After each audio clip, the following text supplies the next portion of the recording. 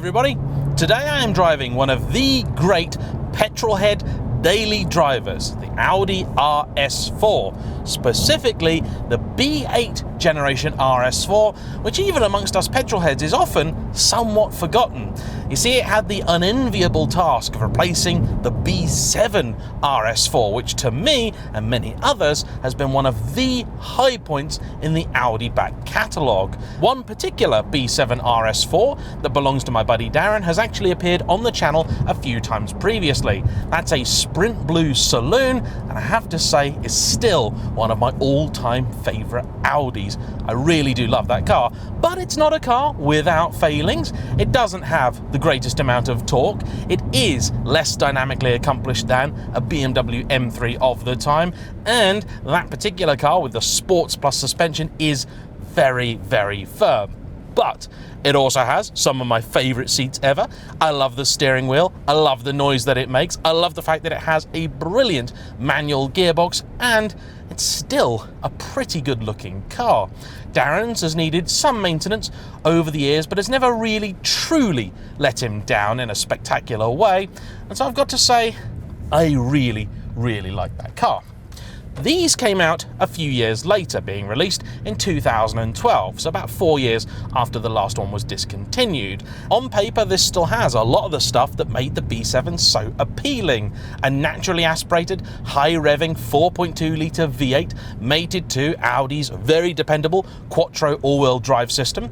This generation of car was available only in Avant form, which is something of an Audi hallmark, and that means it's quite practical. There's not huge amounts of room in the back seat, but plenty in here for 4 adults, and the boot is a very good size too. This car also looks spectacular in Sepang Blue, incidentally also my favourite colour for the old R8, and these boxy arches are absolutely gorgeous. This is a real pitch-perfect piece of Audi pornography. It's got just the right amount of aggression to hint at the performance below without the kind of crazy, almost Lamborghini styling that some of the recent RS products have adopted.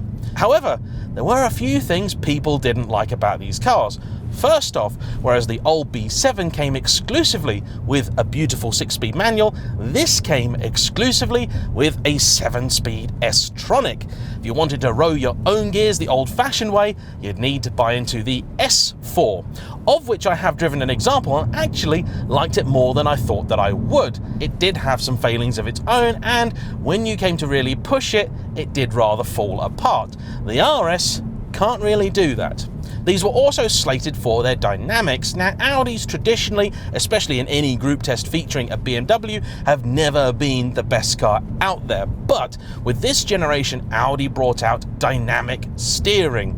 That was a system designed to try and make the car a little bit better all the time. The idea being that at slow speeds, in the car park and so on, you didn't need to turn the wheel quite as much. I'm not sure who thought that was really a big enough problem they needed to invent a whole system to deal with it, but somebody did.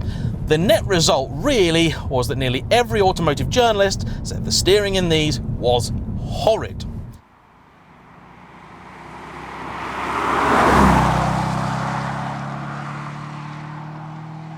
I actually was going to review one of these a few years ago. In fact, I did actually begin the review, and only a few minutes in, the car overheated.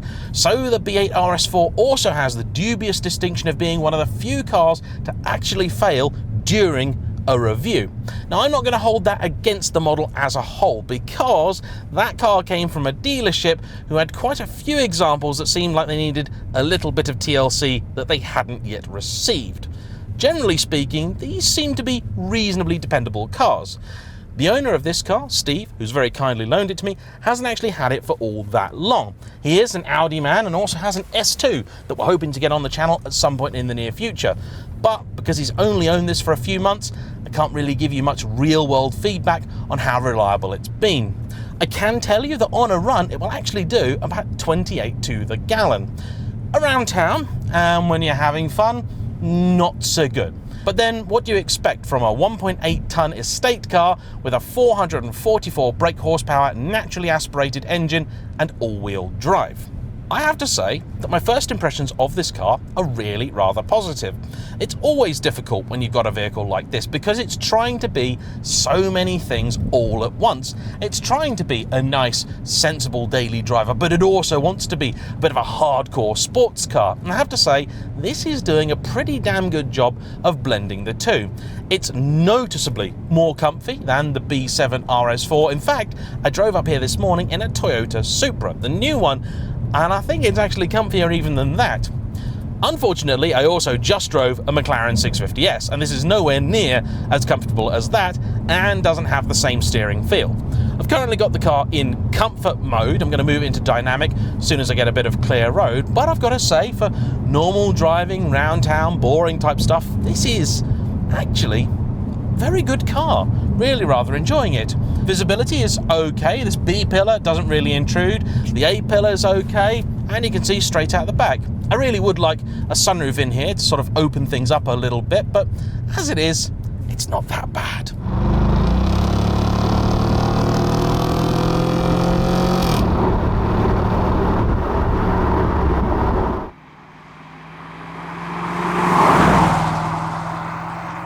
So, put things into dynamic mode, immediately you feel the steering really weighten up. The suspension also becomes quite a bit firmer. You know, actually, I think I kind of like the steering. It is heavy, and it doesn't have the most feedback, but it feels like it kind of suits this car. Now, I know that Steve also has an individual setting, and that he's got everything set in comfort with the exception of the engine, which also gives you then the fruitier noise too.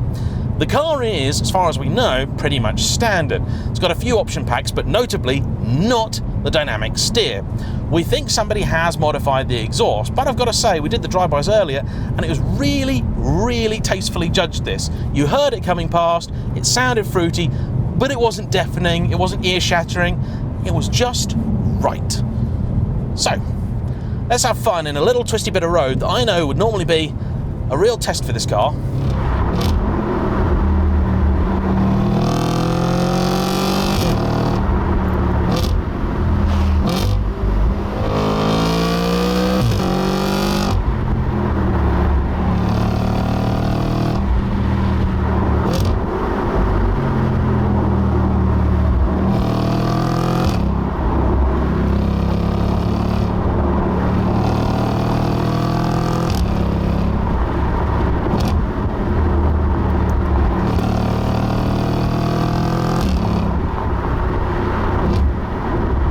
Well, this is a turn-up, I have to say. I'm really quite enjoying this. No, it's not the fastest thing, and in fact, after the Supra, it feels almost lethargic. It does make a great noise though, and it's a really enjoyable engine to rev out. Low down, it doesn't have the most poke. 317 pound-foot is the peak torque figure, that's 430 newton meters, but it comes really fairly late on, or at least that's what it feels like. The comfort mode on the suspension is genuinely good. This car has the DRC, dynamic ride control. On occasion, it does feel like it's struggling just a little bit to contain the car's weight, but then I suppose you could just put it into dynamic, which I'm going to do now, and see if that actually improves things. I like the steering in this car. It's really nice. Actually, I don't think dynamic suspension has actually really improved body control, but it wasn't out of hand, let's put it that way. It wasn't like the Panamera that I drove recently. Now, Steve tells me that he drives this car with the paddles nearly all the time, and I can see why. They're small paddles. Audi, for some reason, never put proper paddles in their cars. Don't know why. It's just a thing for them. They don't really like it. Gearbox, nice and easy to use. The gear lever actually moves, which is lovely. There is no reversing camera, but there are parking sensors front and rear, which is nice. I like this a lot. I really, really like this. In fact, I think I'm going to have a little bit more.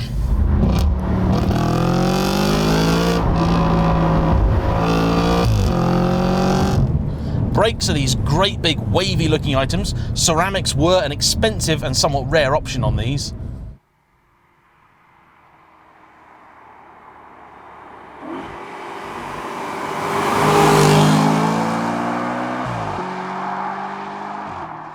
Cross country, this is fantastic. The AMG GT63S that I drove not so long ago was absolutely flummoxed by this road. It really beat you about and was not an enjoyable experience at all. This, quite the opposite. brakes actually even nicely judged, I've got to say. Power, smooth, predictable, linear. I mean, you're making that kind of noise and you're basically doing the speed limit, which is quite nice. Those downshifts are quite aggressive.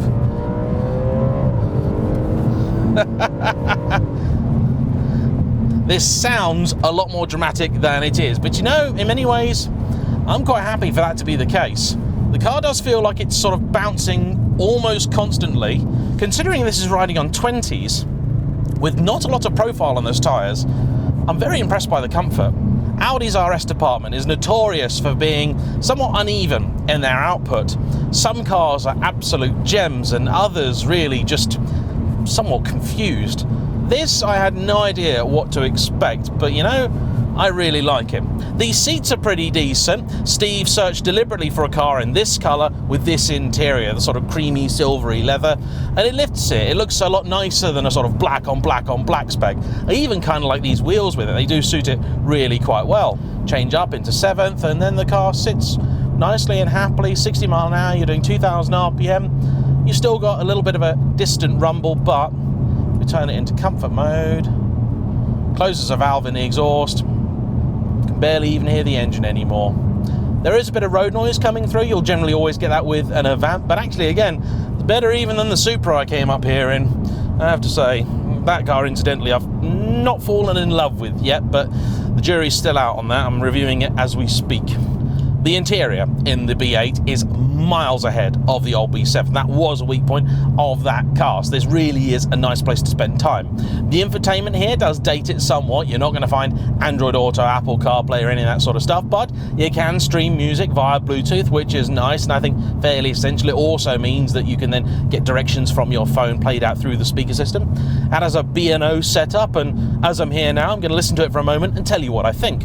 It's not the bassiest system, but it's got plenty of volume in it. It's got reasonable clarity too, so you don't need to turn it up too loud to hear what's going on. That's particularly helpful if you like talk radio, that kind of thing. If you were speccing one of these from new, I'm not sure how expensive that was as an option, but buying one used, I'd probably want one with it. Overall though, this does feel like actually a really high quality place to be. Okay, not everything has leather on it, but you've got these little slivers of carbon, got the familiar Audi switches that I think they're still using now, so the car actually feels a lot more up to date than it actually is. I take it back, actually, I don't think they're using these switches anymore, but it feels like they are.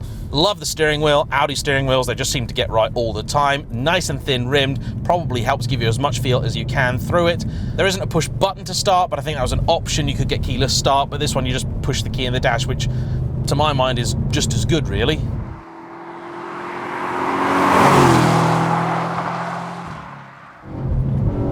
There is just a moment's delay on that throttle sometimes. Just slightly odd, don't know if that can be programmed out. That's a really demanding section of road, and this just ate it alive. Wow. You do get the sense, as with a lot of fast Audis, that if something were to go wrong in this, it'll go wrong really quick and really spectacularly. It'll be an absolute mess, but it's got oodles of grip. You have the sport differential in this as well, which when you're really pressing on helps, and in wintry conditions is probably actually useful to have too. And this is a car you could genuinely use all year round. Prices of these never really dropped all that low. They did sort of hit the kind of £20,000 mark a while back, but as with everything, they're pretty strong at the moment. So you'd be paying anywhere between sort of £25,000 to £30,000 for one of these, about 30 grand or so to get a good example like this, which is on just under 40,000 miles and is in excellent condition. I mean, really, really that good. Steve told me when he was looking at it, the owner said this one's a minter, and he's like, yeah, sure, pull the other one. It's got bells on. No, turns out, no, it really, really was. It's a lovely thing. Ooh, cheeky. I actually put the car back into drive there, but because the engine's in sport mode, or dynamic, it actually shifted down for me there. Ooh, down tiger. Steve asked me earlier if I felt the car was a little lethargic around town. The truth is, if you're in auto mode and comfort, it will try and get it into the highest gear it possibly can, which means I'm now doing 30 mile an hour in 6th, which is at about 1200 RPM. So naturally, if you put your foot down, there's nothing. It's going to want to change at least 2 gears to get you moving. For that reason, I would say try and use manual mode as much as you possibly can. But if you do want to put it in auto, it's a very good auto box by and large. Sport mode is maybe a little bit too sporty for a lot of situations, but you'll find a happy medium at some point, I'm sure. And as you get to learn the car and learn how it does things, you probably find yourself getting stuck a little bit less. Because I have so little time with some of these things, I often don't get to learn their quirks as much. As a car that tries to do everything, I'm really, genuinely very impressed by the B8 RS4. I would say it currently represents not excellent value for money, but reasonable value for money in a very good package that to me is really the very best of what Audi can do. The later cars I've not really fallen for. The V6 turbocharged engine in particular, I just never got on board with. And crucially, when you want to push on, this is dynamically far superior to the S4, but hasn't really compromised on the comfort like the old B7. All in, I like this car. That's enough from me, I think. Thank you as ever for watching. Please like, comment down below, hit the subscribe button if you haven't already, and I shall see you for the next one. Bye-bye.